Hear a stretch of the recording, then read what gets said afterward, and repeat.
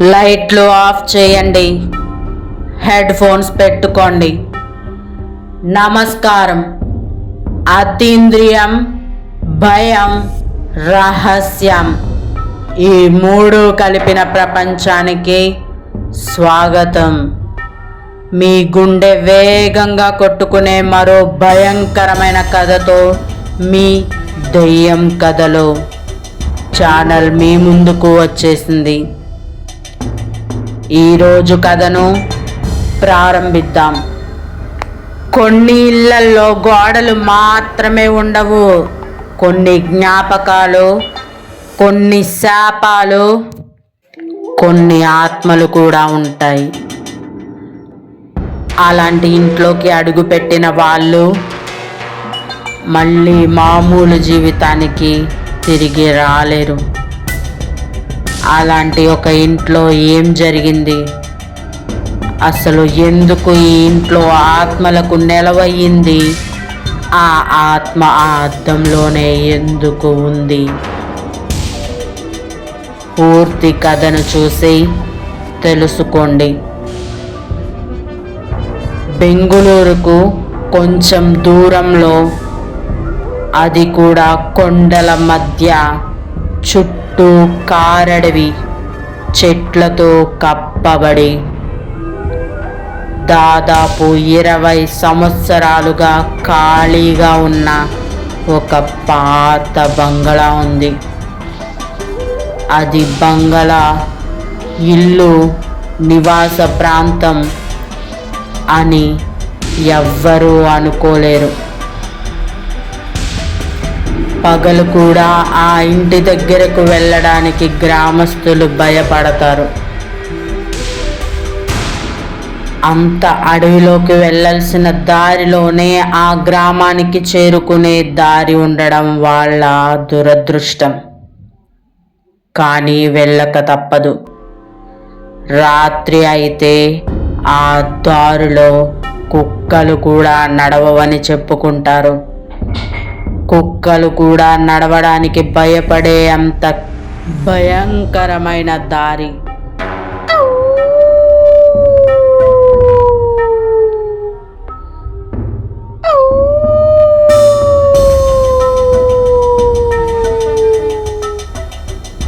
అంటూ కుక్కల కన్నా విపరీతమైన శబ్దాలు ఆ దారి చుట్టుగుండా వినిపిస్తూ ఉంటాయి. అయితే ఆ ఇంట్లో ఒక అర్ధరాత్రి నాడు ఒక అద్దం మేల్కొంటుంది అని పెద్దలు చెప్పుకునేవారు. ఎవ్వరూ నమ్మలేరు. నమ్మిన వారు ఆ ఇంటి దగ్గరకు వెళ్ళలేరు. ఆ రోజు ఎంతో ప్రశాంతంగా ఉంది. అరవింద్ అనే యువకుడు ఆ ఇంటి ముందు నిలబడ్డాడు. అతను ఒక ఫిలిమ్స్ ఫోటోగ్రాఫర్. పాత భవనాలు, వాటి వెనుక ఉన్న కథలు, వాటి కథల వెనుక ఉన్న రహస్యాలు వంటి వాటి మీద అతను అధ్యయనం చేసి ఎన్నో వీడియోలను సోషల్ మీడియాలో పెడుతుంటాడు. ఆ కథలను వీడియోలుగా తీసి సోషల్ మీడియా ప్లాట్ఫామ్లో తను పెడుతుండేవాడు. ఆ పాత బంగ్లా గురించి విన్న వెంటనే అతను ఏమీ ఆలోచించకుండా, ఏమీ నమ్మకం లేకుండానే అక్కడకు వచ్చాడు. దెయ్యాలు ఉండవు, అవి మనుషులు సృష్టించిన కథలు మాత్రమే అని అతని నమ్మకం.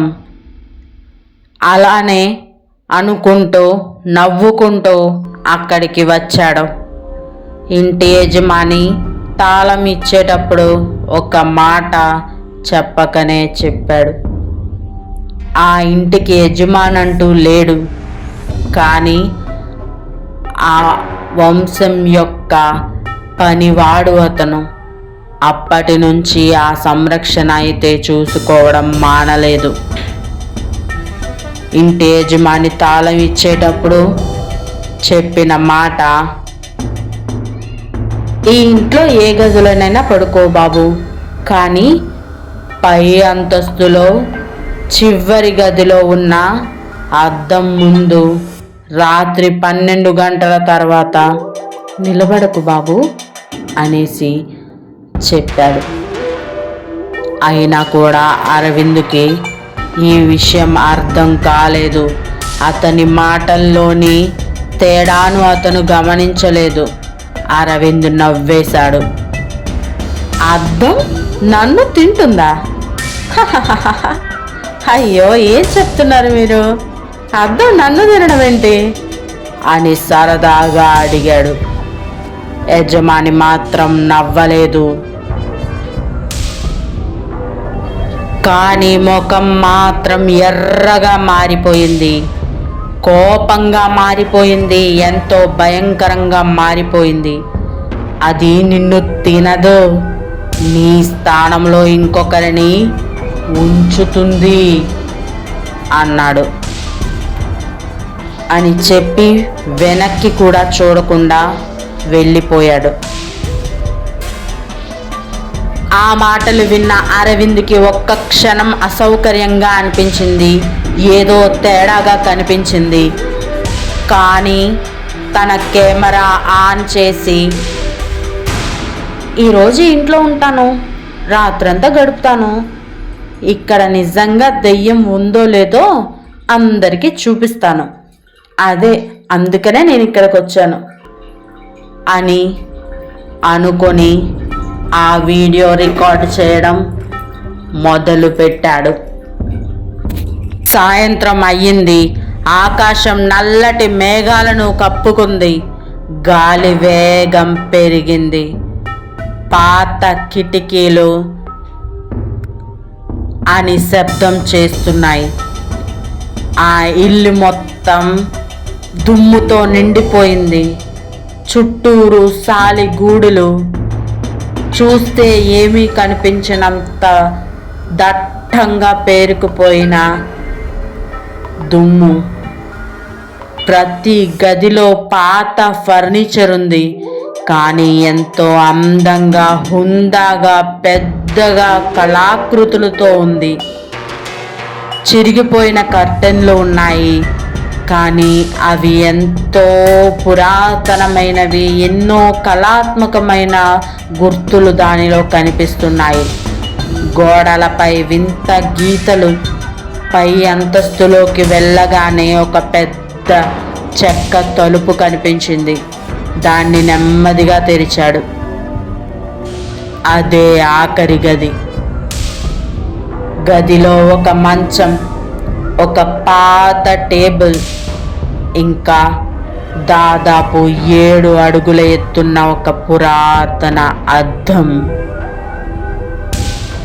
ఆ అద్దం ఫ్రేమ్ పై వింత గుర్తులు చెక్కబడి ఉన్నాయి, కానీ ఎంతో అందంగా ఉంది, ఆకర్షణీయంగా ఉంది. చూస్తే తప్పకుండా మన ఆకృతి దానిలో చూడకుండా ఉండలేనంత ఆకట్టుకునేలాగా ఉంది. చాలా సంవత్సరాలుగా ఎవ్వరూ తాకలేదు కాబట్టి చాలా దుమ్ము పేరుకుపోయింది. కానీ ఆ అద్దం మాత్రం కొత్తగా శుభ్రం చేసి తళతళా మెరిసిపోతున్నంత చక్కగా ఉన్నింది. మెరిసిపోతోంది. ఇదెలా సాధ్యం? అరే, అంతా కూడా ఇంత దుమ్ము పట్టిపోయింది, కానీ ఈ అద్దం మాత్రం నిజంగానే ఏదో తేడాగా ఉందబ్బా. ఎవడో మనల్ని భయపెట్టడానికి, ఊళ్ళో వాళ్ళందరికీ కబుర్లు చెప్పడానికే ఆ అద్దాన్ని క్లీన్ చేసేసి వెళ్ళిపోయాడు. పర్వాలేదు, మనం ఈ రహస్యాన్ని ఛేదించడానికే కదా ఇక్కడికి వచ్చాం అని అరవింద్ ఆశ్చర్యపోయాడు. అతను అద్దాన్ని చేతితో మెల్లగా తాకబోయాడు. అప్పుడే కింద అంతస్తు నుంచి ఎవరో నెమ్మదిగా నడుస్తున్నట్టుగా శబ్దం వినిపించింది.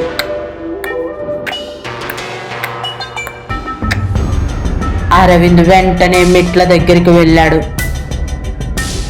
కింద ఎవ్వరూ లేరు. తలుపులు అన్నీ మూసే ఉన్నాయి. బయట చూస్తే భారీ వర్షం.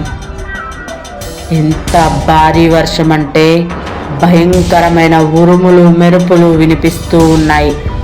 అతను మళ్ళీ గదిలోకి వచ్చాడు. అద్దం ముందు నిలబడి తన కెమెరాతో ఒక ఫోటో తీశాడు. ఫోటోలో తను ఒక్కడే కనిపించాడు. కానీ ఫోటోను జూమ్ చేసి చూడగానే అద్దం వెనుక నల్లటి బొట్టు, ముఖం మీద పడిన ఒక స్త్రీ ఆకారం క్షణం పాటు కనిపించి మాయమైపోయింది. అతను వెంటనే అద్దం వైపు చూశాడు. అక్కడ ఎవ్వరూ లేరు. కెమెరా క్లిక్ అయ్యి ఉంటుందిలే, ఏదో గ్లిచ్ వచ్చింది అని అతను అనుకున్నాడు. తనను తానే సమాధానపరుచుకున్నాడు. కానీ గదిలో ఉష్ణోగ్రత ఒక్కసారిగా తగ్గిపోయింది. అతని ఊపిరి తెల్లని పొగలా బయటకు వస్తుంది. గడియారం నెమ్మదిగా 12 గంటల వైపు కదులుతోంది. 12 గంటలు కొడుతూ ఉంది. టన్ టన్ టన్ టన్ టన్. ప్రతి గంట శబ్దం ఒక పాత బంగ్లా గోడలను తాకుతూ ప్రతిధ్వనించింది. చివరి గంట ముగియగానే ఇంటి మొత్తం ఒక్కసారిగా నిశ్శబ్దంగా మారిపోయింది. బయట కురుస్తున్న వర్షం కూడా ఆ క్షణం ఆగిపోయినట్లుగా అనిపించింది. అరవింద్ గుండె వేగంగా కొట్టుకుంది. ఆ గుండె ఊడి చేతిలోకి వచ్చినంత భయం అయితే అరవింద్కు వచ్చింది ఒకేసారి. కానీ అరే, ఇదంతా నా భ్రమేరా బాబు, ఎందుకు నేను ఇలా భయపడుతున్నాను? నేనే భయపడితే ఎలా? మనం వచ్చిందే ఇక్కడ భయం లేదని చూపించడానికి. అయ్యో అని తనను తానే ధైర్యం చెప్పుకున్నాడు. అంతలో గదిలో ఒక టేబుల్ ల్యాంప్ చటుక్కున ఆరిపోయింది. తరువాత మళ్ళీ వెలిగింది, మళ్ళీ ఆరిపోయింది. ఇలా కొన్నిసార్లు మెరిసి శాశ్వతంగా చీకటిలో మునిగిపోయింది. అరవింద్ తన టార్చ్ వెలిగించాడు. ఆ కాంతి నేరుగా అద్దం పైనే పడింది. అద్దం మీద ఆ కాంతి పడంగానే నీటి చుక్కలు కారుతున్నట్లుగా కనిపించాయి. కానీ అది నీరు కాదు. అవి నెమ్మదిగా కదులుతున్న నల్లటి నీడలు. అతను భయపడుతూ ఒక్క అడుగు ముందుకు వేశాడు. అప్పుడే ఎవరో మళ్ళీ నడిచిన శబ్దం మెల్లగా పరిగెత్తుతున్నట్లుగా అనిపించింది. ఎవరో అద్దం లోపల నుంచి గోళ్లతో కొడుతున్నట్లుగా శబ్దం వచ్చింది. టక్ టక్ టక్ టక్ టక్ టక్ టక్ టక్ అని. అరవింద్ ఒక్కసారిగా వెనక్కి తగ్గాడు. గదిలో తన గుండె చప్పుడు తప్ప ఇంకా ఏమీ వినిపించడం లేదు.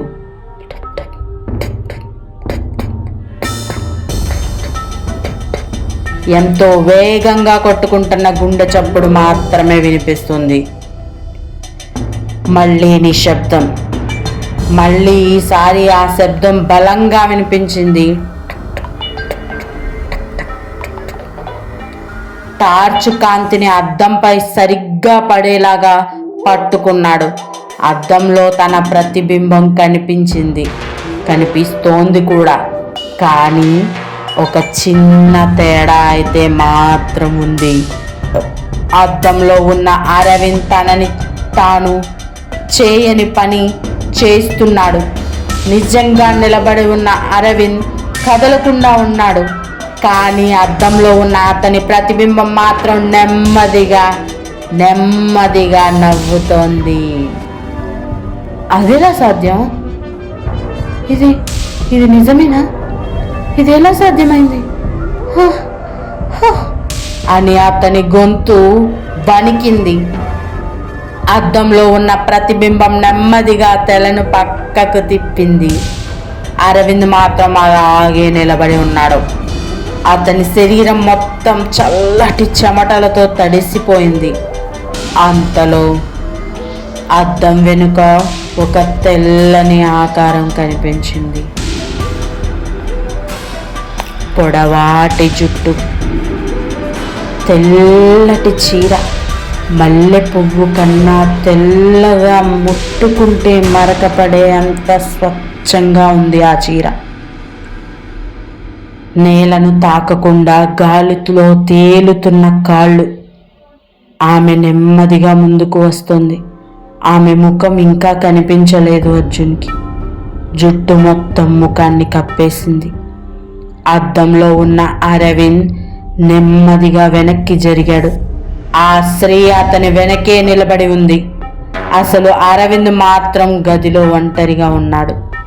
ఒక్కసారిగా ఆమె చెయ్యి అద్దంలో నుంచి నెమ్మదిగా బయటకు వచ్చింది. అది మనిషి చెయ్యిలా లేదు. అసహజంగా పొడవుగా, నల్లటి గోళ్లతో చల్లటి పొగ కమ్ముకొని ఉంది ఆ చెయ్యి. అరవింద్ గట్టిగా అరుస్తూ వెనక్కు పరిగెట్టాడు. తలుపు దగ్గరికి చేరుకున్నాడు. హ్యాండిల్ని తిప్పాడు. కానీ ఎంత తిప్పినా హ్యాండిల్ తెరుచుకోలేదు. ఎంత బలంగా లాగినా అది కదలట్లేదు. కిటికీ దగ్గరకు వెళ్ళాడు. అది కూడా మూసుకుపోయింది. అప్పుడే గదిలో ఒక స్త్రీ నవ్వు వినిపించింది.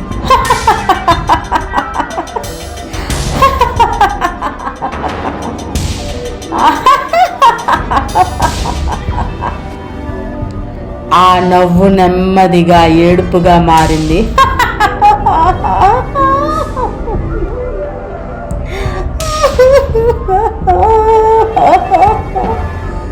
తర్వాత చాలా దగ్గరగా ఎవరో అతని చెవి దగ్గర నిలబడి గుసగుసగా చెప్పారు, నువ్వు నన్ను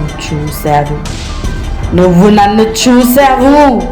అరవింద్ ఒక్కసారిగా వెనక్కి తిరిగాడు. ఎవ్వరూ లేరు. కానీ అద్దంలో ఆమె ఇప్పుడు చాలా దగ్గరగా నిలబడి ఉంది. నెమ్మదిగా వచ్చి చెప్పింది అసలు ఆమె ఎవరు, ఎందుకు ఆ అద్దంలో ఉంది, ఆమె చావు వెనక ఉన్న రాక్షసత్వం ఏమిటి అని. పూర్తి కథ తెలియాలంటే మన దెయ్యం కథలు ఛానల్ని సబ్స్క్రైబ్ చేయండి. పార్ట్ 2 లింక్ మన డిస్క్రిప్షన్లో ఉంటుంది. కథ ఎలా ఉందో కామెంట్ చేయండి. మరొక కొత్త హారర్ కథతో మళ్ళీ కలుద్దాం. అంతవరకు చీకట్లో వినిపించే ప్రతి శబ్దాన్ని నమ్మకండి.